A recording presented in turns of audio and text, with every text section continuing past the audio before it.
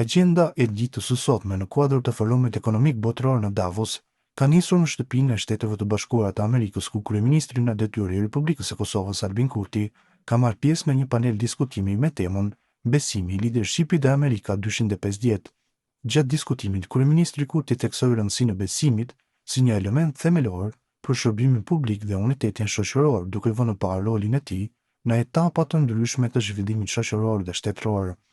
Ai nënvizoi se besimi ndërtohet përmes angazhimit të vazhdueshëm dhe veprimit konkret, ndërsa shtoi se optimizmi për të ardhmen mburon pikërisht nga përpjekjet dhe aktivizimi i pandërplerjes shoqërive demokratike, njofton zyra e kryeministrit.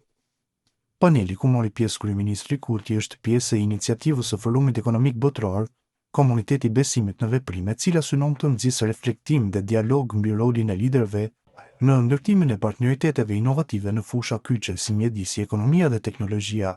Në kuadër të kësaj iniciative, lider nga vende të ndryshme të botës diskutojnë mënyrat se si bashkëpunimi ndërkombëtar mund të përshpejtohet për t'u përgjigjur sfidave aktuale, shoqërore dhe globale, duke theksuar rëndësinë e leadershipit të bazuar në vlera dhe besim të ndërsjellët.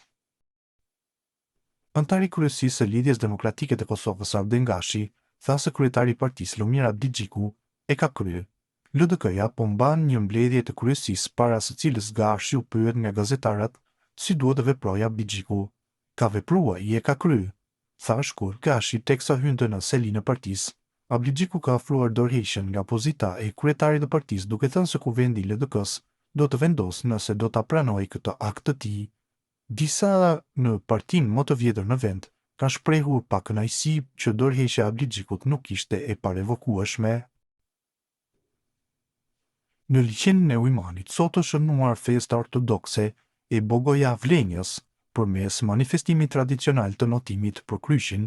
Në këtë aktivitet, mbi 300 qytetarë serbë hodhën në ujërat e ftohta të liçenit, pavarësisht temperaturave të ulta, për të tentuar të kapin Kryshin, duke shënuar kështu një numër rekord pjesëmarrëssh. Manifestimi ka tërhequr një numër të madh të pjesëmarrësve dhe shikuesve, ndërsa gjatë organizimit janë vërejtur edhe flamuj me përmbajtje provokuese për fshirë simbole shtetërore të Federatës Ruse. Kisha ortodokse serbe ka dalë me një deklaratë publike duke bërë të ditur se për arsye sigurie dhe për shkak të kusteve të motit nuk ka marrë përsipër përgjegjësinë për organizimin e kësaj ngjarjeje, ndonë se manifestimi është mbajtur sipas traditës së viteve të kaluara.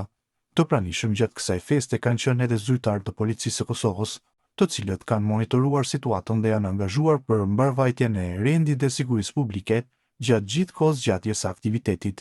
Notimi për Kryshin në liçenin e Ujmanit organizohet tradicionalisht që nga viti 2011 dhe zhvillohet me një distancë simbolike prej 33 metrash nga bregu, distancë kjo që përfaqëson në vitet e jetës së Jezu Krishtit.